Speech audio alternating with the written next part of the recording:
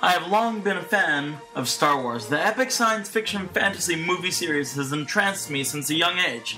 So when I found the book The Dark Side by Jane Mayer, no relation, I was very excited to read all about the making of the acclaimed movies and their not-so-acclaimed prequels. The book, as it turns out, was devoid of stories about the movie's Force, but was chock full of stories about brutal Force. This book, it turns out, is about the corruption of America's values because of President Bush's war on terror. The descriptions of the brutal torture performed on so-called illegal enemy combatants seems less out of Star Wars and more out of Saw. Reading this book made me want to scream too.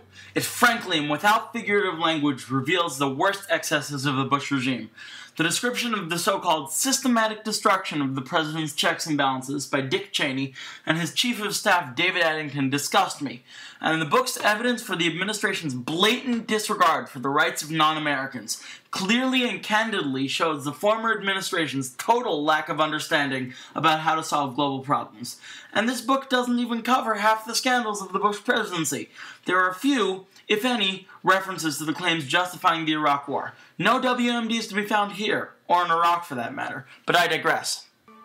One of the many interesting things about this book is its somewhat sympathetic portrayal of several major figures within the Bush administration. Condoleezza Rice, Colin Powell, and John Ashcroft, none of who had similar views politically to the author, are all treated fairly, highlighting their good points and the admittedly few times they stood up to the villains of the book. And by villains, I do not mean the president. Not even George Bush is treated as an evil character, but simply as an isolated, distracted, and not particularly intelligent person with a job he really isn't handled to do. The real villains of this book are not George Bush, nor are they most of his cabinet, but cue the Star Wars music again.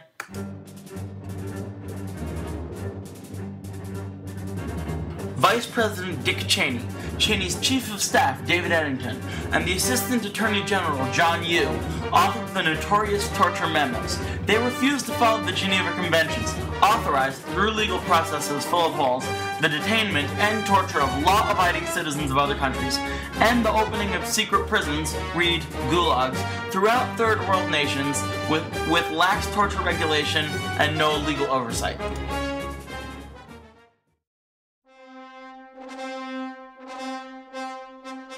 But just because there are many villains and more people who gave in to their demands does not mean that this book does not have its share of heroes. John McCain, Clive Stafford Smith, Alberto Mora, and Jim Clemente are four names that come to mind. McCain, who was tortured by the North Vietnamese during the Vietnam War, was among the most prominent Republicans opposed to the Bush presidency's torture policy. Back then, he really earned his maverick name. Not so much anymore. This book clearly and damningly shows the mistakes made by the Bush administration officials and glorifies the heroic stories of the people who stood up to the colossal errors in judgment. Its events may not be from a long time ago in a galaxy far, far away, but this book teaches the mistakes of this short while ago so that the same mistakes won't be made again. Isaac Mayer, AP Lang News.